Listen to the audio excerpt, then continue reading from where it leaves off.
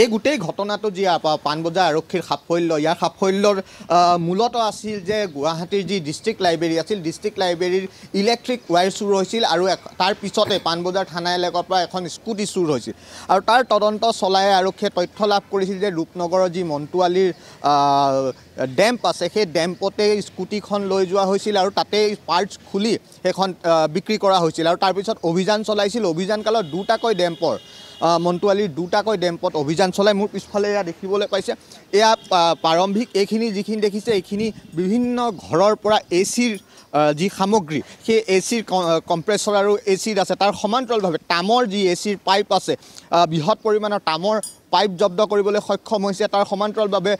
বহুতো চুৰি সামগ্ৰী যিসমূহৰ মূল্য ক'লা বজাৰত বহুত আছে তেনেকুৱা চুৰি সামগ্ৰী জব্দ কৰিবলৈ সক্ষম হৈছে পাণবজাৰ আৰক্ষী আৰু ইয়াত মূলত যি ডেম্প আছে সেই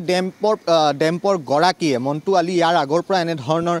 যি চুৰি সামগ্ৰী ক্ৰয় বিক্ৰয়ৰ কাম কৰি আহিছিল আৰু আৰক্ষীয়ে নজৰ ৰাখিছিল যেতিয়াই এই দুটাকৈ চুৰিকাণ্ড সংঘটিত হ'ল চুৰিকাণ্ড সংঘটিত হোৱাৰ পিছতে পাণবজাৰ আৰক্ষীয়ে তদন্ত আৰম্ভ কৰিছিল আৰু সেই তদন্ত কালতে এই বৃহৎ পৰিমাণৰ সামগ্ৰীসমূহ উদ্ধাৰ কৰিবলৈ সক্ষম হৈছে কিন্তু যি মন্টুৱালী আছে এই অভিযানৰ তথ্য লাভ কৰিয়ে মন্টুৱালী পলায়ন কৰে মন্টুৱালীক এতিয়া বিচাৰি অভিযান অব্যাহত আছে হয়তো আৰক্ষীৰ জালত অতি শীঘ্ৰেই মন্টুৱালী পৰিব কিন্তু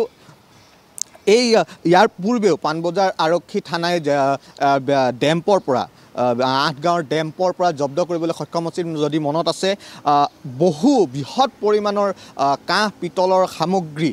যোনটো ঘৰৰ বিভিন্ন লোকৰ ঘৰত চুৰি হৈছিল সেই চুৰি সামগ্ৰী জব্দ কৰিবলৈ সক্ষম হৈছিল আৰু ইয়াত পাণবজাৰ থানাত সেই দিনাখন এখন মেলা সদৃশ পৰিৱেশ সৃষ্টি হৈছিল সামগ্ৰীৰ আৰু আজিও এই বৃহৎ পৰিমাণৰ যি সামগ্ৰী আছে দুটাকৈ ডেম্পৰ পৰা জব্দ কৰিছে আৰক্ষী আৰু ইয়াত এনেধৰণে এতিয়া ৰখা হৈছে